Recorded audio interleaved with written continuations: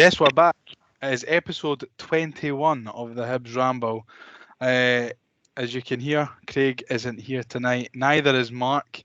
It's just me and the beautiful Shaun. How are things, mate, after the weekend?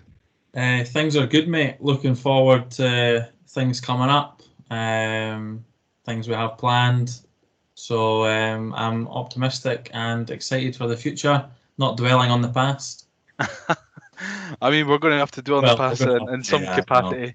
I In some know. capacity today, we're talking on Monday, the Monday after the Saturday before. Um, Obviously, we went through to Kilmarnock, and I think we all thought that we were going to at least come away with something from the game, and we've ended up getting beat 1-0 in typical Hibs fashion, all over them for 8 to 9 minutes, and then 1 minute plus 2 minutes of stoppage time with VAR check, and Kilmarnock score a goal. We'll jump straight into it, Shaun. The lineup. Were you surprised with the changes that Johnson made? He brought out Rocky, Mitchell, and Henderson, and he put in Chabraya Stevenson and Josh Campbell. Were you surprised with the changes, or did you expect him to change it up a little bit? I did expect them to change it up purely because of how poor we were. Although we, as a podcast, have been very critical of Chabraya in recent weeks, I was glad to see him back in. I wasn't too sure on Stevenson being in there with him because it did throw me off initially because I thought we still had the bloody 3-5-2, Yeah, which that's what I thought as well. from a form perspective hasn't done any good for us. So yeah, I was surprised, and with Campbell being in there as well, I was concerned before the match even started that if it wasn't going to be a 3-5-2 and it was going to be a 4-3-3, that it's a very defensive midfield three, and then you've got Josh Campbell wide right, which I'm not too keen on either. Well, I mean, I tweeted before the game from the Ramble account that I was happy to see Josh Campbell back in the starting 11 because I feel like he has been one of our more influential players so far this season. I don't think he was done any favours with the position that he was put in. He's been shoehorned into a variety of different positions this season, which is, I think, a shame because sometimes I'm also not really surprised to see it because Lee Johnson has been very, very complimentary of the young man all season, especially at the beginning of the season, all about his work rate, and I think that's probably why he's played so many minutes, not only with the form at the beginning of the season, but because of his work rate and what Lee Johnson sees that he brings to the side. So if he's got the work rate, then that's probably why he was comfortable enough to put him out there. But I'm with you. I don't think it's his best position. I think his best position is a more attacking central role.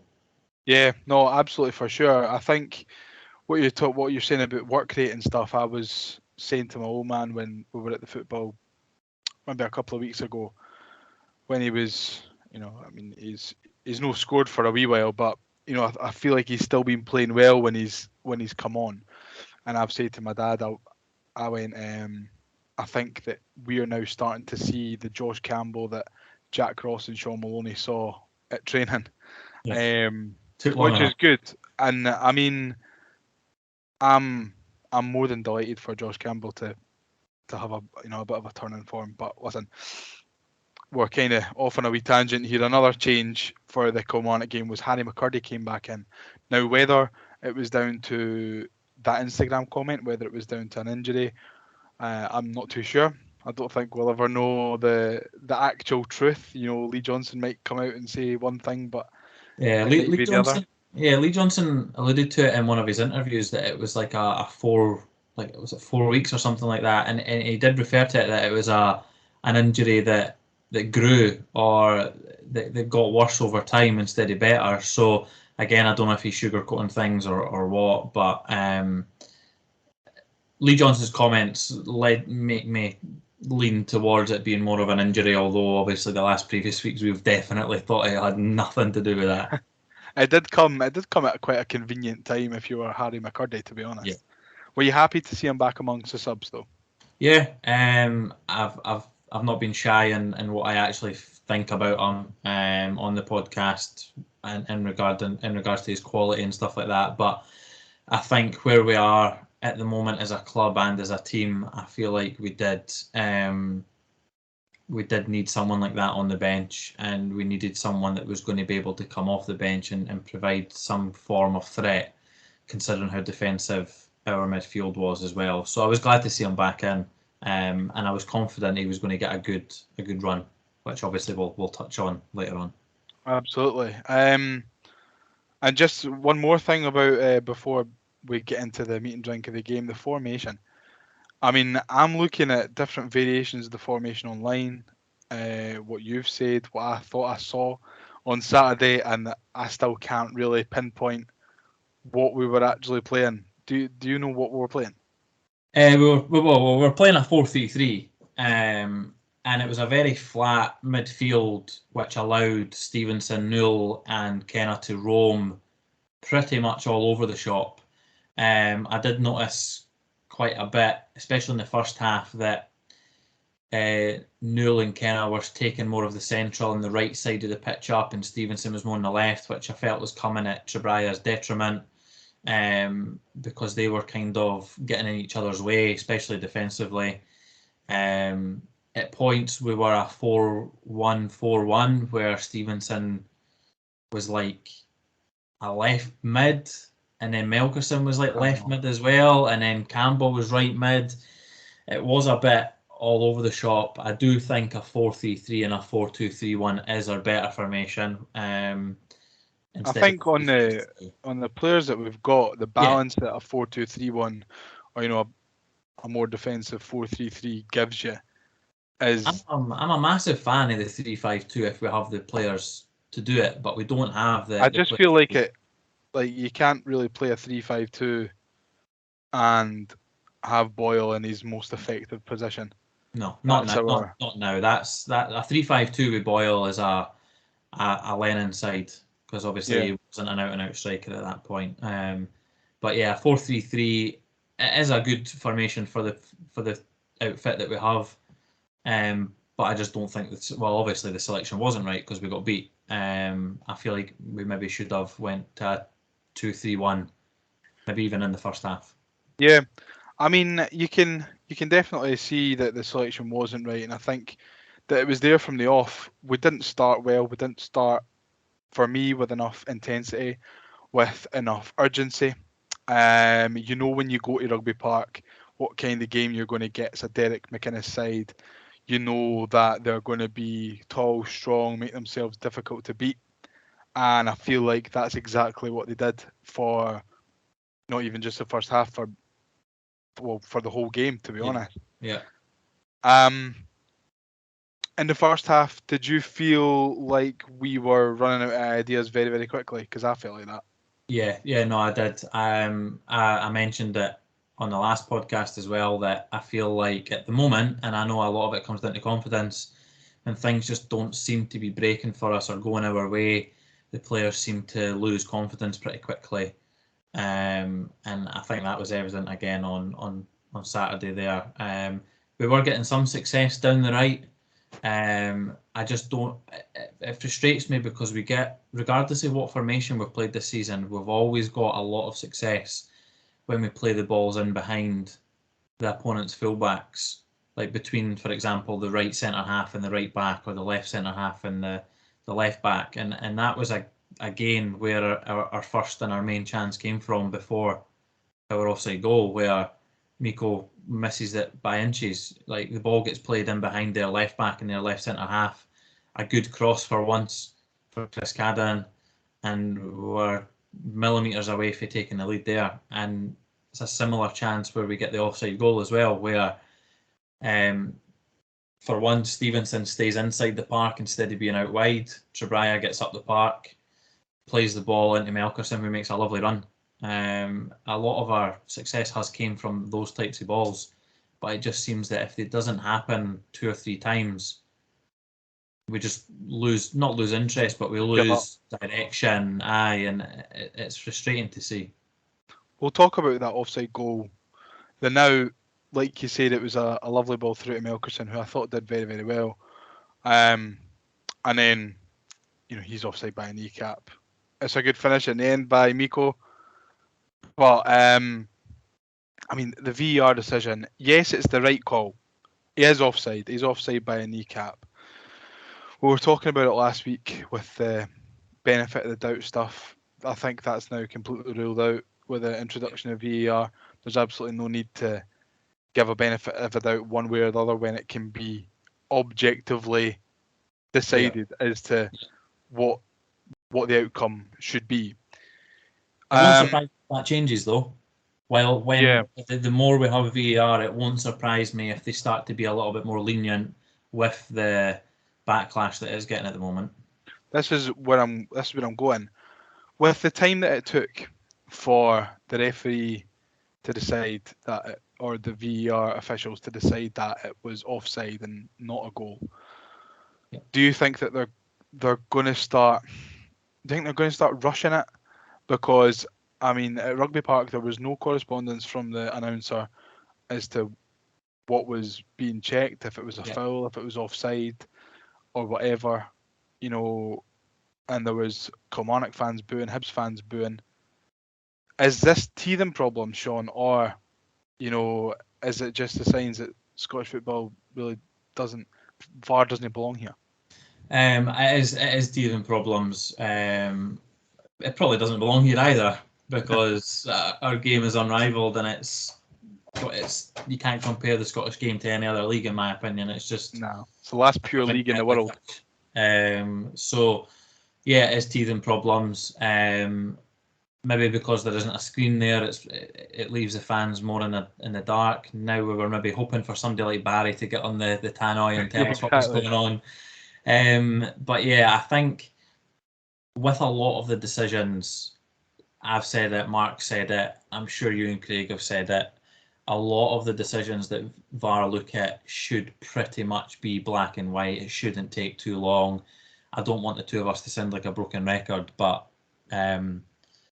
it's taking the piss with a lot of the decisions. We've got, yes, he should be getting benefit of the doubt to attacking player, but I've said it before and I'll say it again. I think the referees are absolutely bricking it whenever there's a decision to be made, and I think they're eager to make a decision of some form using VAR to show that it's there and it's getting used rather than maybe always getting the right outcome, which obviously leads us on to their penalty, which we'll obviously talk about. But then if you look at how long our offside goal took, how long it took to decide their penalty, how long it took, or in fact when they looked at the Ryan Porteous incident, after their penalty, Ryan Porteous goes down very, very softly, very similar to the Kilmarnock incident.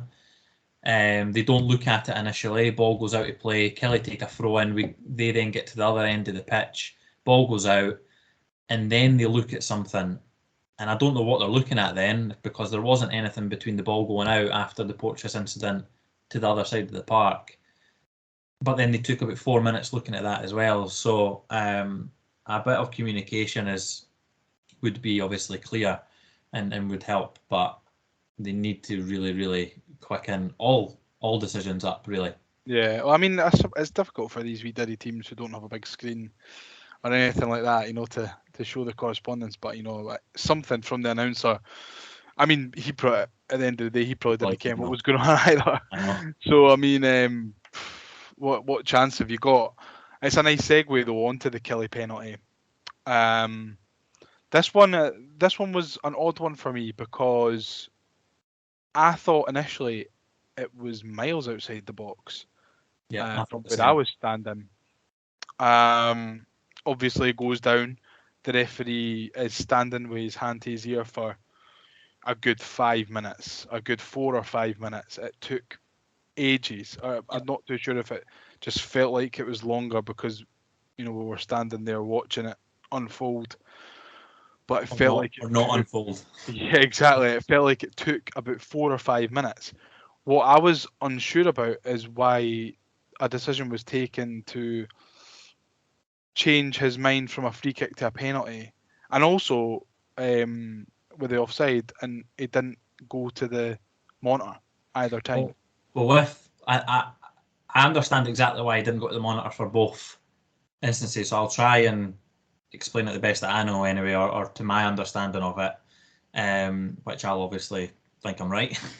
But the offside, you don't need to go to the on-field screen to look at it. As soon as it's drawn up, as soon as the lines are drawn up in the base, that should be it. It should be black and white, regardless of whether the player gets an advantage or not. Offside is offside. You draw the lines are there. Whether they've done the lines correctly or not is a different conversation, but the lines are the lines, so therefore you don't need to go to the screen for it. For the penalty, if he had not gave a foul, which he had gave, if he hadn't given a foul and the ball runs out, if they were going to obviously look at it, play wouldn't have continued.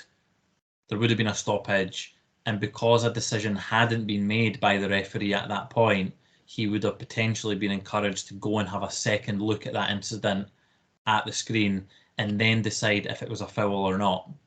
But because he had already decided that it was a foul, albeit he said a free kick, because he's already decided that there's a foul there, VR are then looking at, is it in the box or out the box? Right. So VR weren't spending the 4 or 5 minutes deciding if it was a foul or not, although they probably should have. They were looking at whether it was in the box or out, in or out the box. How does it take 4 or 5 minutes to decide whether it's in or out the box? I don't know. That's a joke. Sportscene had 2 angles of it, and then they zoomed in on the collision. It's one of the softest penalties you'll see. I think I actually probably said that 2 weeks ago, that it was maybe one of the softest decisions you'll ever see, and yet I'm saying it again. I think with VAR, it's meant to be for clear and obvious errors. I've not seen anyone, I mean, I don't follow any Kelly fans anywhere, I don't think, or I've not seen any Kelly fans moaning or anything like that. I'm yet to see someone that said that it was a foul and that it was a penalty. Whether it was on the radio or on TV, everyone seems to be unanimous in the fact that it wasn't a foul. So if VAR is there to fix clear and obvious errors, then if that is deemed as an error, then he should have then been going to look at the screen. But clearly in the box somewhere in Glasgow, they've agreed that it is a foul. So the only thing they're then looking at is whether it was in or out the box. And I agree with you completely. It shouldn't have taken anywhere near that time. Yeah, I mean, Chabraya does make contact. I think in this day and age, if you make any contact in the box and a player goes down, it's more than likely to be given a penalty. Yeah, it is stupid from him though, and I do feel he had another poor game. He gives the ref a decision. So, although I mean, you say he had a poor game, I don't think many Hibs players really, got pass marks for me anyway. Yeah, I agree. I think out the starting 11, Melkerson's the only one that gets pass marks. Melkerson looks like the only one who actually cared about dragging the team up the park. I said it 100 times on Saturday. It looked like nobody playing in mint green cared at all up until 15 minutes to go, where we started throwing the battering ram at them, which is really frustrating for a supporter's point of view. We've went there, we've paid our money. It's a longer trip. It's one of the longer trips. Yeah. In the Premiership, it's not anywhere near like an Aberdeen or a Ross County or anything, but it's a Saturday close to Christmas.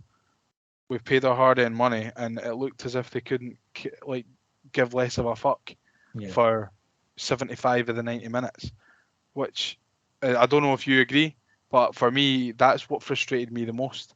No, I do agree. Obviously, it's hard to say. I mean, we're not saying that they don't care. We're obviously saying that it just comes across like that with the performance. Out the starting 11, Melkerson's the only one that got the pass marks for me. even if you include all the subs, I would only then throw McCurdy in there, which obviously will come on to his performance when we talk about his entry to the park and his beautiful Barnet. You can't even say that Marshall gets pass marks because they only Didn't have anything to do. No, exactly. They only had one shot on goal and it was a penalty. He had absolutely jack shit else to do. You could see, although he had a poor performance, Stevenson was trying his absolute arse off to get something going. Paul Hanlon was doing his usual World Cup cross-field balls. Barely any of them were coming off. Porteous was the same as been for the last 3 or 4 weeks. So Newell and Kenna were very, very off it for me as well. It's just an all very similar to the county game, a bad day at the office. But the difference between this game and the Ross County game is we actually created a bit, but just done absolutely nothing with it again in the final third. Story of the season. Yeah, it's odd when you look at the stats. It's 1 shot on 15 shots, 1 on target, but it felt like we battered them for the final 15-20 minutes. Yeah. That's when Harry McCurdy came on, sporting a lovely Marek Hamsik-esque mohawk. I think that was probably the highlight of my day, is seeing that Barnet, because he was wearing a hat when he was warming up before the game. I don't even think it was a hat. I think it was a snood that he'd maybe tied, I think so. Which sums him up. Do you know what I mean? I love the guy. I love him. He came on and my dad went, "What the fuck has he done to his hair, man?" And I was like, "Came what? You just can't. You cannot predict what this man is going to do next. He's an absolute rascal. He really is." But Shaun, despite the fact that we got beat, despite the fact that the performance was very, very poor across the board, I thought that was McCurdy's best moments in a Hibs shirt so far. It looked like he came on, he had a point to prove. Yep. It looked as if he was trying to get on the ball, trying to make things happen. Not everything that he tried came off. There was a lot of times where he tried something daft. No daft, but like, you know what I mean? Like something that, stick to the basics when you're 1-0 down. You flips in that. Yeah. I mean, you can understand, why he's done it, but from a supporter's point of view, it's frustrating when these things didn't come off. When they come off, it's brilliant, but when they don't, it's frustrating. But his best moments in a Hibs shirt so far for me, Shaun. What did you think of him when he came on? Yeah, I think I find it very hard to disagree with that. I know he's had very, very minimal minutes. I was glad that he got a decent enough run out.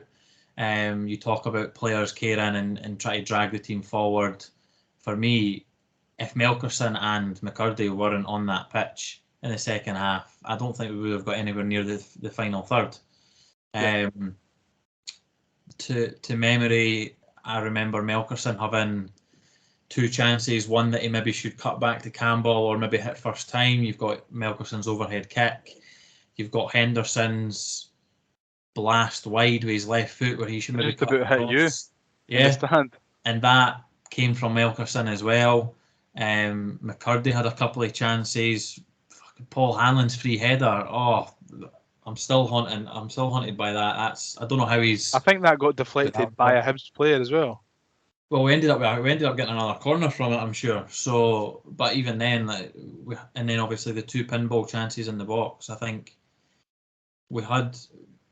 I heard Lee Johnson's comments after the game, and he said that we'd done enough to win the game, and I was like, is he all right? Like, give me some of what he's had. But watching it back, we did have lots of chances, and a lot of that did come from McCurdy when he came on, because I feel like the tempo just went to another level when I do feel like we did have enough chances to win the game, but you've got to, when these chances crop up, I think sometimes when it's know your day, it's know your day. But sometimes I don't feel like we had anyone. I know Melkerson and McCurdy really grabbed the game and like up the tempo and tried to make things happen, but there was no one there who grabbed the game by the scruff of the neck and thought, fuck it, we're just going to push forward and battle, and then we're eventually going to get this goal. It's going back to that, what we said last week, is that where's the resilience gone in this team? Where's the fight until the final whistle gone? in this team. It's frustrating to sit here and say that, given how well we performed at the start of the year. Aye. The thing is, a lot of our play, other than a couple of really poor performances, like actual performance-wise, a lot of our play has been the exact same all season. And now we're just not getting the luck of the green. We're just not getting those chances. We're getting the offside goals. Like Miko's had 2 or 3 offside goals himself alone. It's just there's a very dark grey shadow over the club at the moment, and its performances and everyone involved. And unfortunately, I don't see it ending, considering the teams that we're going to come up against after the break, regardless of who we have back. I think the longer Kevin Nisbet is out, the better he's becoming as a player. Same thing that happened with Doidge last season. Yeah, which makes it even more frustrating when Johnson comes out with comments after the game saying that he wishes he'd used Kevin Nisbet in 3 of the last games because he's been able to play. Like, he's not even in the squad. So, like, do you know what I mean? Don't come out and say that when we've lost these 3 games. Do you know what I mean? Maybe keep that in-house and learn for that as a manager. Yeah, well, I mean, I think that's, Lee Johnson can go and he can say this and that about Kevin Nisbet all he wants, but at the end of the 96 minutes or whatever was played on Saturday, he had used 2 of his 5 substitutes. He left Yuan, Jair Tavares on the bench, who, they're 2 players who can come on and, they've got pace. They can try and pull players out of position. Yeah, he decided not to use them. Can you see any rationale why he didn't? I can understand why he's not put Tavares on, because he is more of a wider player, and the fact that he's not been overly great in a Hibs shirt, albeit he's not had a run of games and a run of minutes and stuff. I was maybe baffled's a strong word, but I wasn't happy not to see Yuan not on the park. I felt when McCurdy came on and Henderson came on, we started to stretch the game a wee bit, and it was different to Ross County, where we were lumping the ball in and we had about 40 crosses and they were all over hit. On Saturday, I feel like we were getting in behind quite a bit in the second half. I feel like we were finding wee pockets of space on the edge of the box. And I feel like that's maybe somewhere where we could have maybe utilised Yuan. Even if I understand why he kept Miko on because of his height. And he hadn't even booked. Yeah, and he'd not been booked. But he puts Ryan Porteous up top for the last 5-10 minutes to get another large body out there. You've got a striker on the bench, man. I know, just take the hit and maybe takes, was it Stevenson that ended up at left back? Take him off, or take Paul Hanlon off, or Cadden, or even Campbell, or just someone else, and then just get another attacker on there and maybe just really throw the kitchen sink in there. I wouldn't have been happy if I was one of those attackers on the pitch. I understand why he's not brought Mitchell on, because of obviously the performance the other night. The only other player on that bench that should have came on for me was Elie Yuan, and I feel like it was a missed opportunity for everyone involved. Yeah, no, I was kind of confused as to why he's no brung Yuan on. He's more of a striker as well. So regardless, in a game like that, even if it's the last 5-10 minutes with those 2 penalty what have you got to lose? Scraps, yeah. A Derek McInnes side that's 1-0 up with 10 minutes to go ain't flooding bodies forward. There's no flooding bodies forward. They've got 1 striker. Just leave 2 defenders at the back. Leave Cadden and Hanlon, or Cadden and Stevenson. If you've got Porteous up top, chuck Yuan on, and Yuan would have been in the middle of that. He wouldn't have been out wide, whereas Tavares is a wide player, so he would have naturally drifted out wide. Yuan wants to play up front, and I'm not saying we would have got the goal, but I think we would have had more of a chance with the opportunities we had at the end of the game. Yeah, I just find it baffling that in the middle of the pitch was in. There's attacking options that are, that are more attacking than the likes of Joe Newell, Josh Campbell, etc. on the bench. He's had the chance to use them and he hasn't used them. Yeah, my question for you, Liam, would maybe be, Johnson again after the game said in January he wants to bring in one or two, and get rid of 5 or 6. If he's only used 2 of his subs, and he's got 2 attackers on the bench, the subs that he has made in these defeats, if you have a look at the last 3 or 4 games, to me, is that maybe telling about who he's wanting to try and maybe force out or get rid of or get put on loan, because we have a large squad. This is going to look at us. I mean, we're going to end up in January with egg on our face because we've brought in 15. Was it 15 players? Yeah. In the summer. Yeah. And he's only been using a core. 14. A core, maybe 3 or 4 of them. You've got Miko, Marshall, Rocky, Kenna. Yeah, and you can only exclude Yuan out of that when we start to lose games as well. Yeah, exactly. And I just feel like we had so much dominance without doing an awful lot in terms of stats, getting shots on target and stuff. Had a lot of the ball in their final third. How on earth do we convert that dominance into goals? I can't. That's the thing. I can't even as a Hibs fan or even as a football coach. Like I can't see it stopping. I think we need as good as Josh Campbell has been this season. Don't. Don't. No Josh Campbell slander on this podcast. I'm not slating him. I'm not slating him. We need someone in the 10 that is of a much better quality. Now that's not just him. I feel like we need another strong centre midfielder that is maybe a level above a Joe Newell or a level above a Noah Kenny. Although Noah Kenny has been very good at times, maybe bringing someone else in to challenge the role that Joe Newell plays.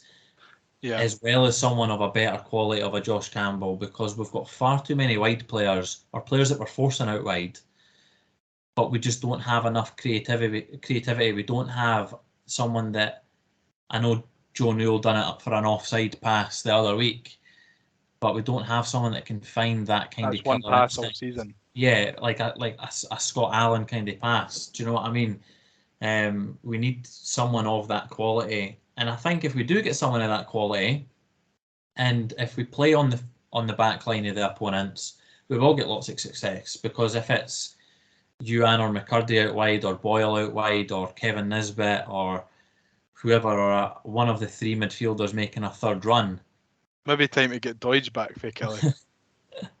Doidge should be in a nursing home, man. Honestly, he can't move. I think that's where we'll get our success, and I'm hoping that if we are going to bring anyone in, I hope it's not a striker, because we've got plenty of them. I think Kevin Nisbet will bang us goals, but we need to get a bit of creativity behind them. It shows that we can be solid at the back because we kept clean sheets at the start of the season, so there is a foundation there. We just maybe we're lacking confidence a lot. I think we really need to concentrate on this January window on a core centre midfielder that will be able to not only get us goals, but be very, very creative and dominant in the middle of the park. I'd like to see a centre midfielder come in and also a winger, so we can stop shoehorning Yuan and McCurdy into those wide positions where they're more clearly comfortable through the middle. But after all that, Shaun, who's to blame? Who is it? The players? Is it the recruitment? Is it Lee Johnson? Who's to blame for this slumpy form, 6 defeats in 7, after it was looking so promising a mere 7 weeks ago? A mere 7 weeks. I think, when you're on a run that's that bad, I think everyone plays a part in taking the blame. I obviously don't think Johnson should get sacked. I don't think he is the... No way. No, I don't think he's the core issue here, because we said 10 games into his reign that it's starting to come together, and then it's just a loss of confidence. I think the recruitment team, all of them, not just the person that heads the recruitment, we'll not get into that again, will we? Should take the brunt. The thing is, like, regardless of who signs off on what or who finds these players, like, there's a team of 6 people in that recruitment team. Whoever finds who isn't It makes no difference to me, but the outcome has been poor. So whoever is making those decisions, whether it's the final one or the ones that allow it to get to the final stage, they need to take a brunt of the blame. But most importantly for me, the players need to take the brunt of it as well. Lee Johnson obviously signs off on players, or hypothetically, if he's given 3 players in front of him, he then needs to pick who he thinks is the best out of those 3 to sign. So he needs to take a brunt of that as well. But he does have a core squad there that is from previous regimes and previous windows as well. So he can only deal with what he's got in front of him. I prefer our manager just to concentrate on managing the squad that he has. So whether that means that we maybe need to bring in a director of football to work alongside the head of recruitment and the recruitment team, then that might be an avenue to explore as a club. But from a form perspective, obviously the players play a massive part in that. You just need to look at the last 10, 11 games.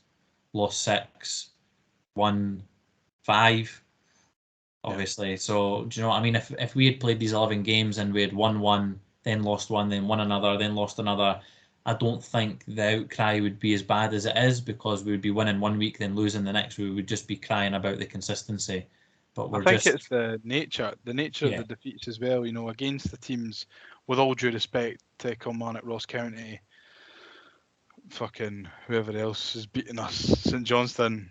These are teams that realistically, a team that's pushing for a third should be beaten, because they're the teams that are going to be the bottom 6 dwellers. Without sounding disrespectful to these teams, they're not going to be pushing for the heights that certainly shouldn't that us, Hearts and Aberdeen, and even to an extent maybe Motherwell at some points, will be pushing for. That's always been our problem, not being able to beat these diddy teams. I'll be disrespectful now and call them diddy teams. These wee shite teams. But I mean, just going back to who's to blame, I think you're right. I think the players need to take a lot of it. I think the manager needs to take some of it for his selection. The recruitment team, they brought in 15 players. Surely they didn't think that all 15 were going to be hits. There's going to be some hits and some misses. Probably more misses than hits with 15 new players in. I mean, the thing is, when you're bringing that number of players in, how quickly are you expecting even the hitters to hit the ground running? Like, over 15, you're not going to even expect 5 to be unbelievable. It's only Miko, really. It's only really Miko that's hit the ground running, for me. Yeah. I mean, but Boyle doesn't really count because he's a previous player, knows the club. Just like he was on holiday.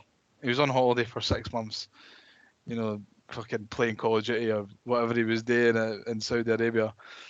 I mean, Marshall, I would say Marshall. That was in the pipeline before it. He's a goalie. I mean, how much informed can you really be? I think Miko is the only one for me that's really hit the ground running and adapted really well. But I don't know, Shaun. I don't know where the results are going to change. I don't know how deep this problem goes at the club. I think we've missed.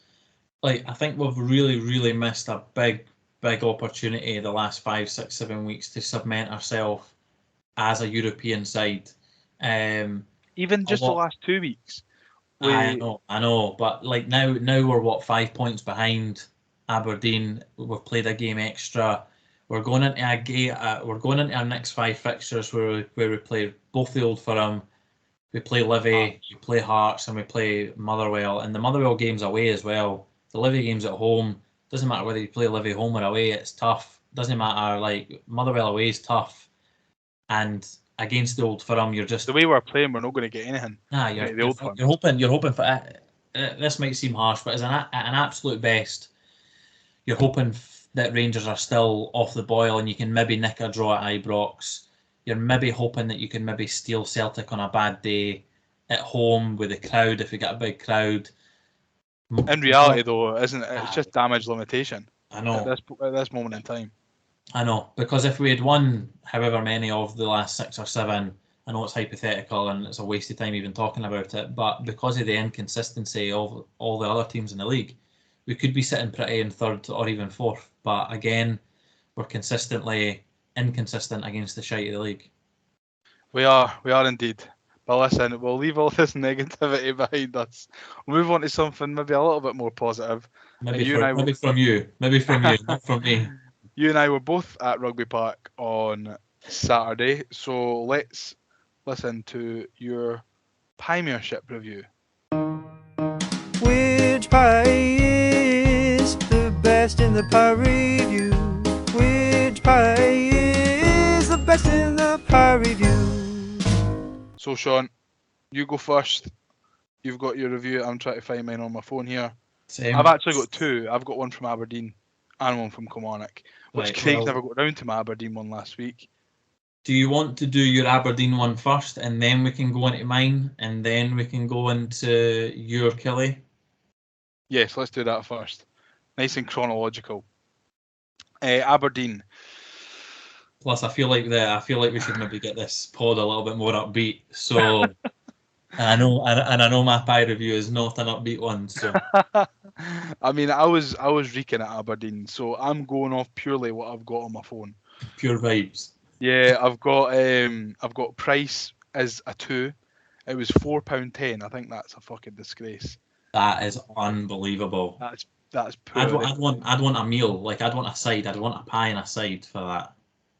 It's poor. That's a joke. £4.10. I mean, that's Virgin into. No, that's like.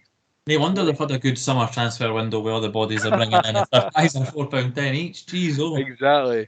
I've got temperature 3, a bit hot, but good. I must have been pissed when I wrote this. A bit hot, but good. Crust 4, so close, so tasty, too thick. So overall, it seems like you had a good pie, but that could have been clouded by however many pints you'd sinked by the time you got. Sinked. Pints of sinked.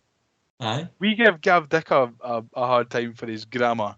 You're coming out with shite like sinked. Aye. Is it no sunk? Whatever.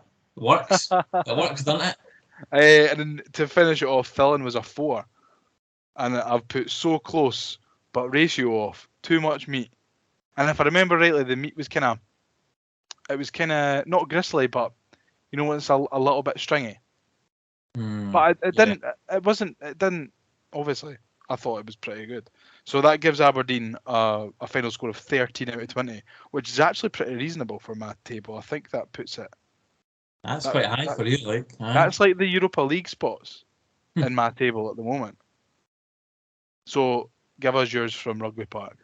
Right. So temperature was a 2.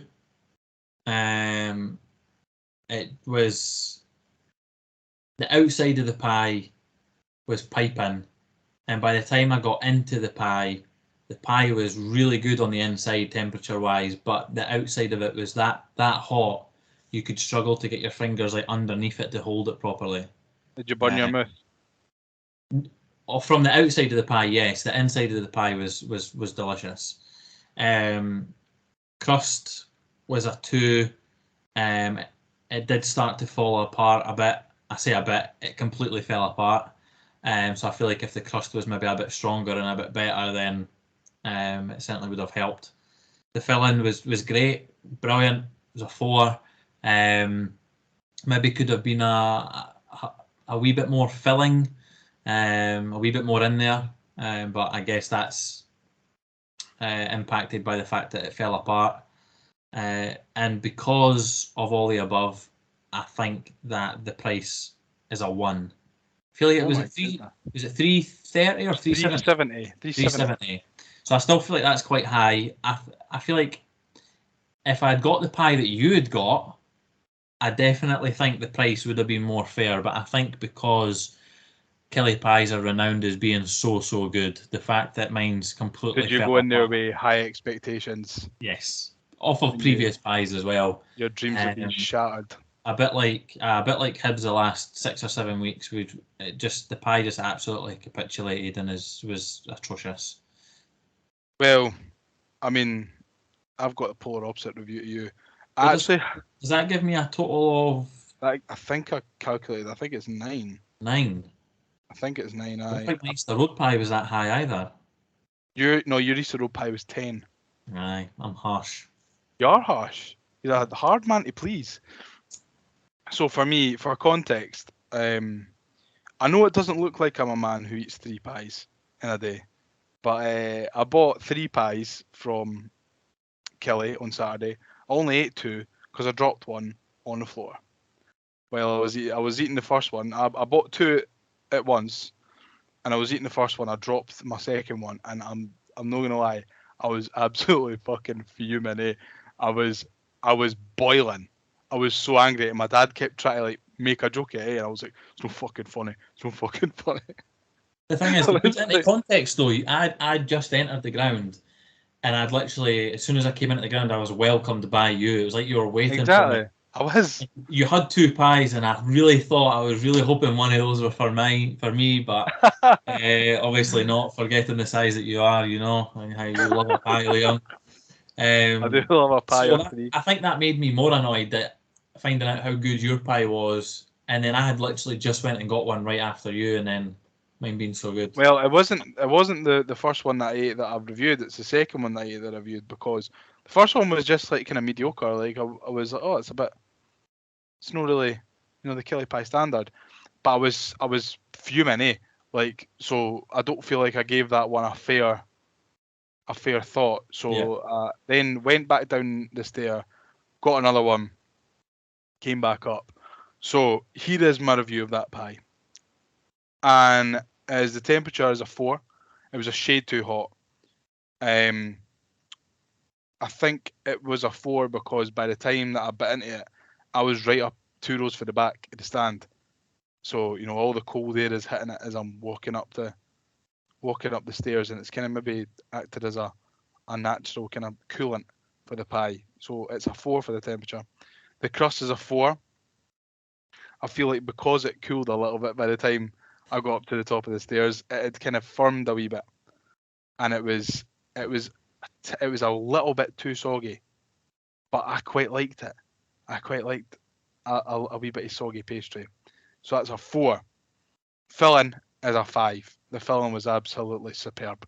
The gravy was beautiful, just like I remember it in the good old days with, Colin Calderwood and Pat Fenlon and all that as a manager.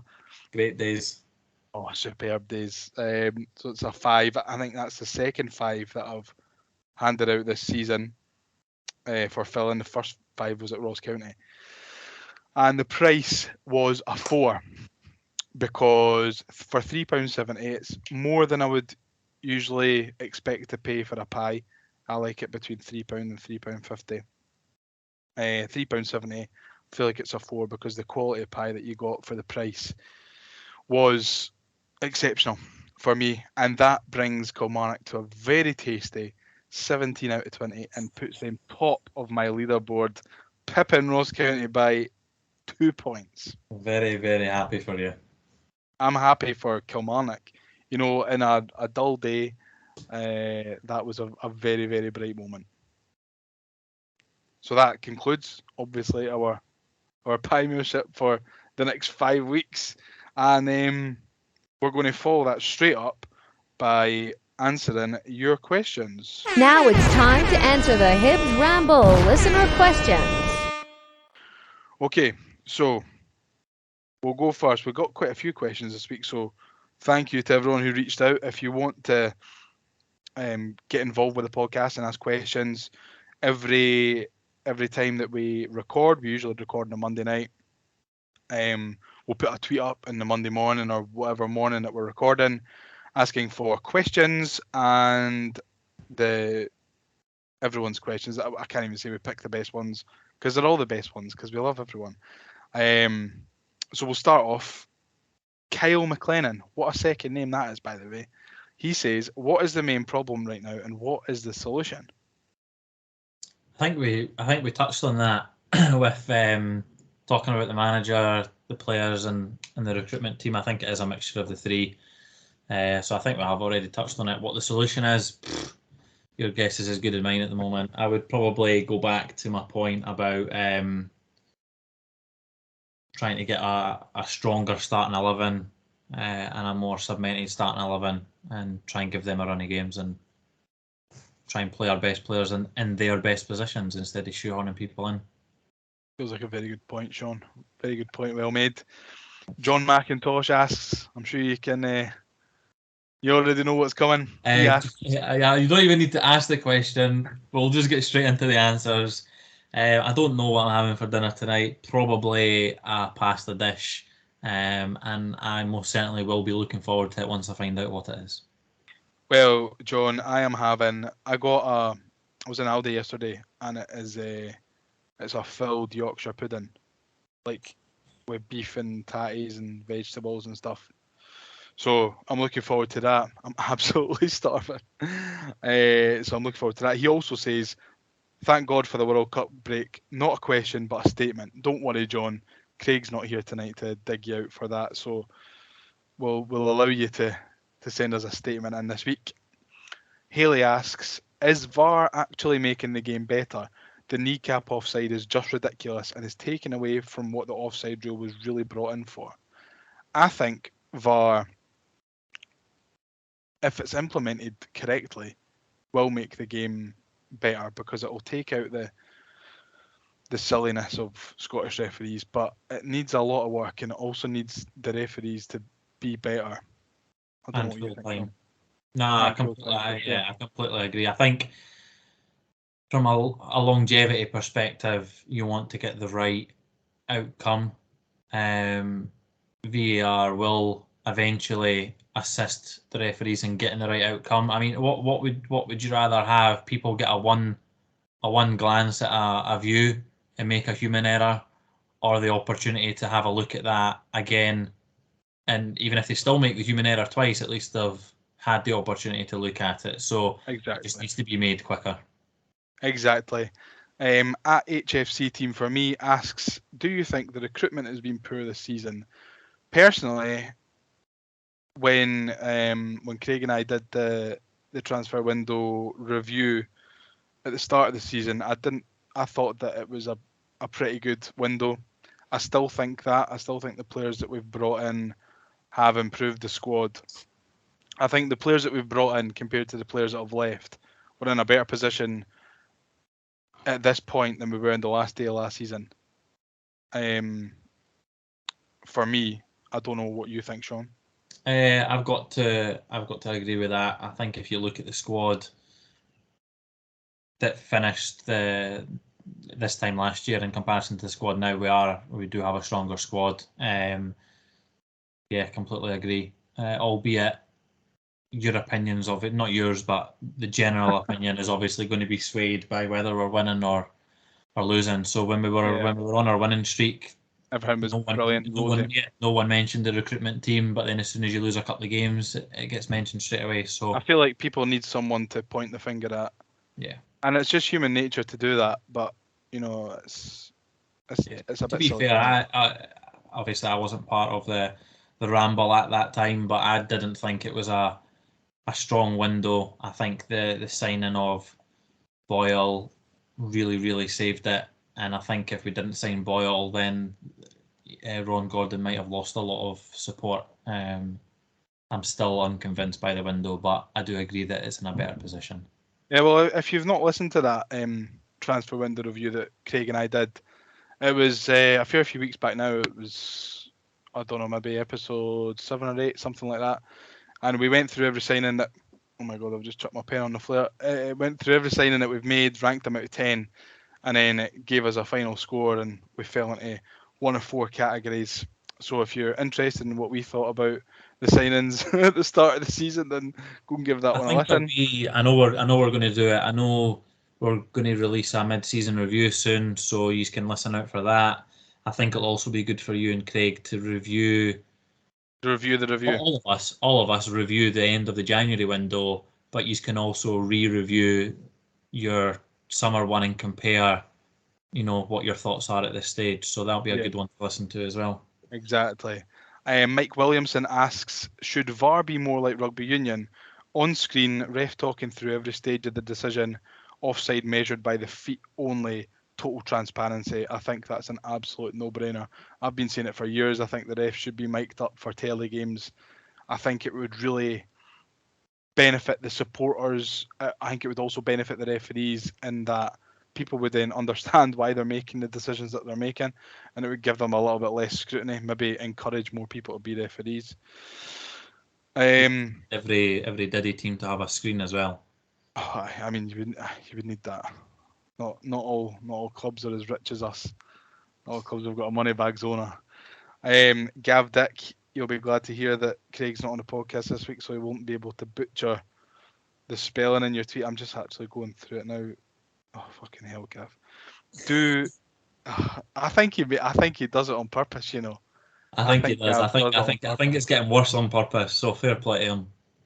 The funniest one was last week, and he sent the tweet twice, and he spelled a different word wrong twice. I think he's completely doing that on purpose because it made me laugh. He says, "Do yous think we need to bring in a sporting direct? Instead, have Ian Gordon in charge of transfers. Hope the grammar is up to Craig's standards this time. Thumbs up." That's what did he say? A sporting director. Sporting direct. Is that the same as a director of football? Fuck knows. I think they all kind of do the same thing. And my answer would be yes to that. I think we need to bring someone in to maybe fill the gap between the manager and the recruitment team. Because you can have stats men and your Moneyball type of people in the recruitment team, but if they don't understand the sport or don't understand the Scottish football, then it's not going to work. Maybe that's why some of the signings haven't worked. So I feel like there is a void that the club need to fill. Whether they do it or not, we'll wait and see. Yeah, next one is from Jeff Ashton, long-time listener. Jeff, he usually gets involved each week. He asks, is it time for someone else in midfield in place of Newell? He's looked jaded in the last 3 games. There is no supply to the front men apart from crosses, some from far out. Apart from the offside goal on Saturday and Mikos versus St Mirren, when have we cut through teams?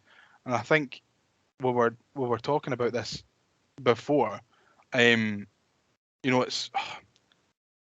It's difficult sometimes when you're playing teams that are camping in, but there seems to be no cutting edge without Boyle, Shaun. Yeah, I think even with Boyle post arrival coming back, I think we've just not been that great at doing that at all.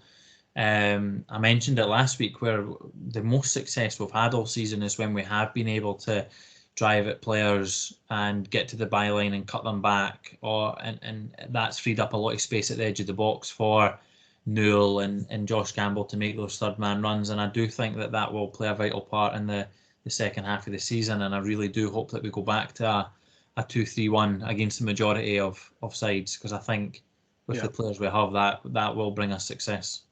So on the second part of his question, the first part of his question, he says it's time to try someone else in place of Newell. I think I'd like to see wee Murray Aitken get in. In the games that I've watched of the 19s, I think he's looked really promising. He looks like someone who wants to get on the ball, drive forward, make things happen. I think chuck the laddie in. I think it's all good and well saying something like that, but when we are 8th in the league, 5 points off third, on a bad run of form, if we bring him in when confidence is already low in the squad and it doesn't work, you could kill the lad. And it could make things worse, not only for Johnson. I'm not saying bringing him in would cause Johnson to lose his job, but what I'm saying is you don't want to bring someone like that in and it go wrong, and it's a detriment to him, because he is a very, very talented player, and I do feel like he should get a chance along with a few of the other players for the 19s. I think some of the players that we sent out on loan probably should have got a chance, but unfortunately haven't either.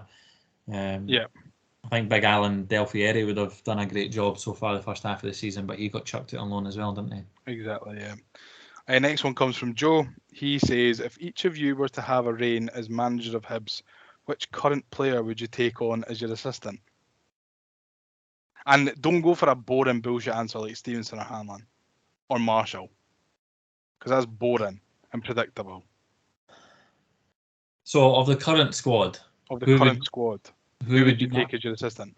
Who would be my assistant manager? Aye. Well, I wouldn't want someone like Joe Newell standing next to me, because then I'd look even uglier than I already am. And you'd look like you have less hair than you already do. Well, exactly. So you'd want someone that's absolutely ganting next to you. That is a great question, by the way. I'm going to jump in. Have you while got you're an still answer? thinking. I'll let you go first. I'd take Harry McCurdy. purely because, you know, I think he would keep the players in check. He would have that little bit of banter with the players. He'd get to know them and then relay it to me. And I think that it would just be an absolute laugh to have Harry McCurdy as an assistant manager. I'd love to have him. It's annoying that you're not letting me pick an obvious answer. No, because that's boring. No one wants to hear an obvious answer, Shaun. Come on, the fuck. Does Darren McGregor count? Nah, he's handsome as well. Can't have him. Nah, Can't have him. I would look even uglier again. You can't pick any of the 2016 squad. I'll go with. And keep in mind here, whatever player that you say is obviously who you think is ugly. So let's just hope that player's not listening. I take my comment back about looks, because we have a very handsome squad. I feel like we have the most handsome squad in the league, might I add. We're definitely up there. Well, you just need to have a look at the squad. Stevenson, Newell, Kukarevich. Come on, I'm going to push you for an answer. Come on, I want my tea. I'll go Martin Boyle just for banter. Martin Boyle. Just for banter, aye. Good effort. And he's not the best looking either, is he, Boyle? Well, you said it.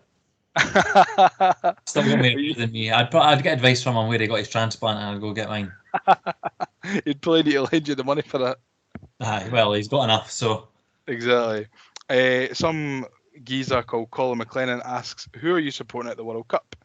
And we were talking about it off air. We'll both be supporting the Ramble, or supporting Australia, purely for Martin Boyle, Jackson Irvine, Jamie McLaren, and Big JC, Big Cumdingo. Other than that, though, when they inevitably get put out in the group stages, I'll be rooting for Argentina, because I want wee Leo to win a World Cup. Yeah, I second that completely. And just in addition to that, Lewis Connor asks, he doesn't ask actually, he says, I'll be looking out for Australia for sure, but we'll also be supporting Germany, as I love the national teams and German football as a whole. Which, fair enough.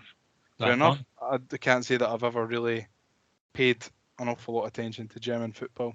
I think Portugal have got a very strong squad. So do France and Brazil. Squad. Yeah, I think it'll be a good World Cup, to be honest. So I hope so. I'm looking forward to it, unlike a lot of people.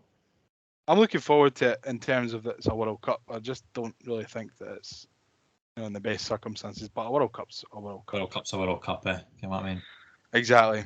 And finally, we've got Lorenzo asking, many supporters say Johnson should be sacked. Others say players are not enough. I guess it's a mix. Last game home was clear evidence that we don't get an attacking idea and lack of defence.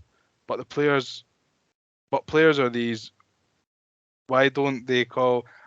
I think Lorenzo is Italian. He's got the Italian badge. I think he's Italian, but he loves the Hibs. You mean, but why? But like, what players are these? Yeah, like, I think. He's basically touching on your point about bringing youngsters in, because we clearly don't have enough in attack, and our defence is a bit all over the place. So he's saying that instead of Johnson, it all being all about Johnson getting sacked, we need a mix of other players getting involved. So what players could this be, basically? Yeah, and I'm so sorry, Lorenzo, for butchering you about that, son. Yeah, I'm so sorry, Lorenzo, for butchering your question there. I didn't read it before we came on here, so I'm a big Lorenzo fan. Italian, must love his Italian football. Yeah, he's a very well educated man, because this is your burner account, It's Italian and Japanese. Maybe, got the Japanese flag in there as well. He's obsessed with football and J music. Now I'm not obsessed with J music, more K music. But Lorenzo, you seem like a good lad. Yeah, make sure you give Shaun a follow. And yeah, so I mean, I think we touched on it earlier on. I think it's everyone's kind of not pulling their weight at the moment for the results that we've had. I think the breaks come at a good time for us to kind of regroup and settle and try and go again. And finally, the last point I call in our any other business is Fatus Prickus has asked us to say on the podcast that he's having a chippy for his tea tonight, and it's his birthday on Friday. That's about it. Cheers. So we'll leave you with that. We're not going to be silent across the World Cup. We will have some things planned, some things scheduled to come out over the next few weeks. So keep your eyes peeled, and we will see you when we see you. But enjoy your break, and You will not want to miss it. Yeah, no, but especially enjoy your break from Hibs. But we will not be letting up. We'll be working. We're workhorses. But it's been a pleasure again, Shaun. Thank you so much for joining me. No, it's been great. It's been great. Right, you away and get your pasta. You too. Go and enjoy your big fat dinner. Love it.